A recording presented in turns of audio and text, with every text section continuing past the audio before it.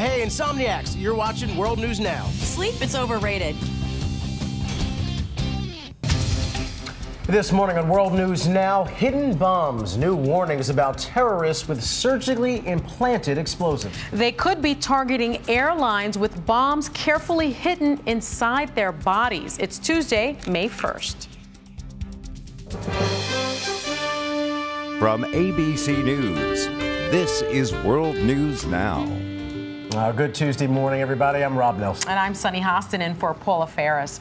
The terror warnings come on the anniversary of Osama bin Laden's death in a takedown by Navy SEALs. We'll look back at that historic day and why it's so significant today. Hard to believe it has been a year. A year. Amazing, too. But we shouldn't be surprised. We see these kind of threats kind of go up during anniversary time, whether it's 9/11, now early May is going to be another sensitive time for the country. So here we go again. But surgically implanted bombs. It takes it to another level. Oh, it's scary. It is a frightening world. Also this morning, the desperate pleas for help from Jennifer Hudson's sister.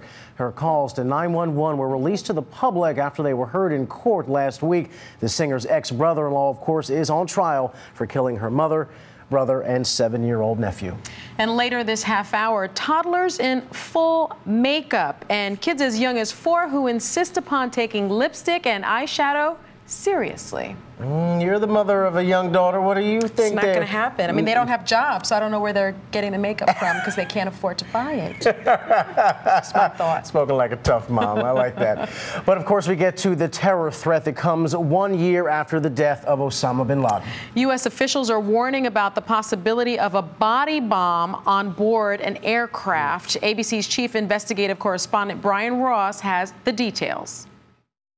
As a result, security at several airports in the United Kingdom and elsewhere in Europe and the Middle East has been substantially stepped up, with a focus on U.S. carriers.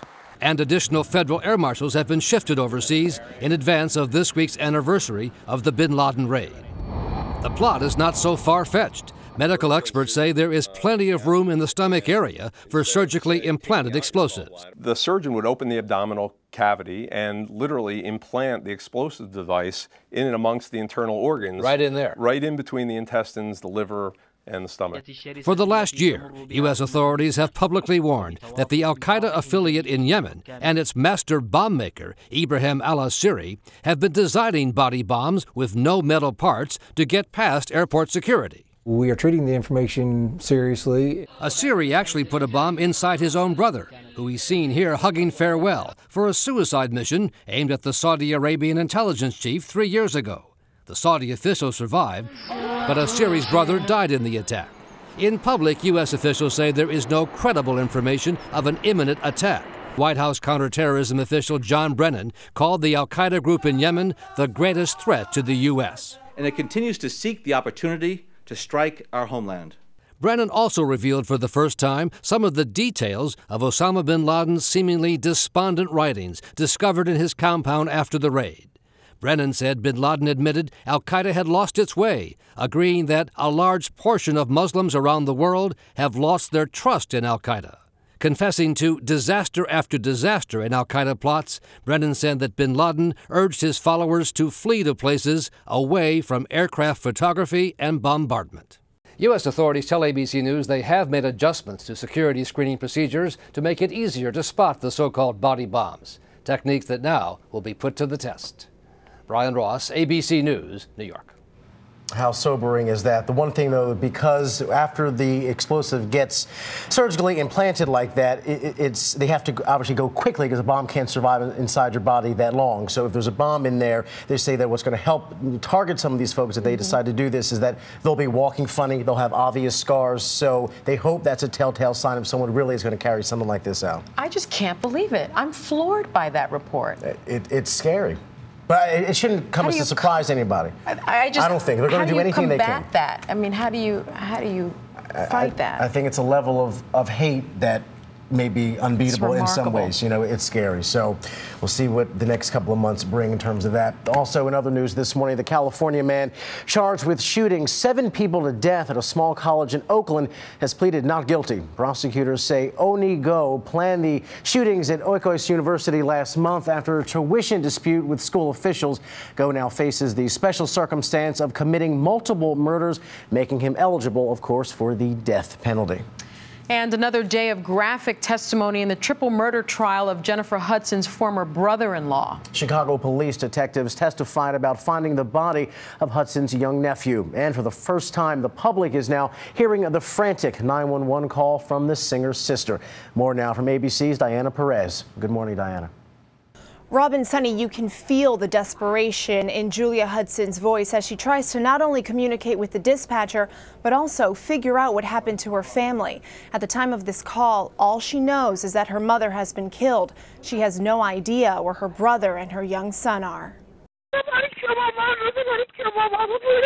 Jennifer Hudson's sister, Julia's desperate, sometimes hard to understand pleas for help, just moments after finding her mother shot to death back in 2008. Her 911 call was released to the public. Do you see any blood on her? I don't know, Richard. I don't know. I'm scared. Julia tells the dispatcher there's a bullet hole in their front door and that her mother, Darnell Donnerson, is on the floor.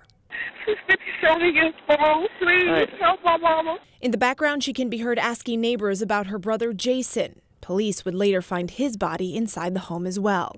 I don't know what Julian is or nothing. Her son, 7-year-old Julian King, was discovered 3 days later in an abandoned van, also shot to death. Police arrested 30-year-old William Balfour for the triple murder. They say he killed them because he was mad his ex-wife Julia was seeing another man. One of the first witnesses to the stand was superstar Jennifer Hudson. She told jurors she never approved of Balfour and her sister's relationship, saying, "We did not like how he treated her, and I didn't like how he treated my nephew." As for that gut-wrenching tape, it was already played in the courtroom.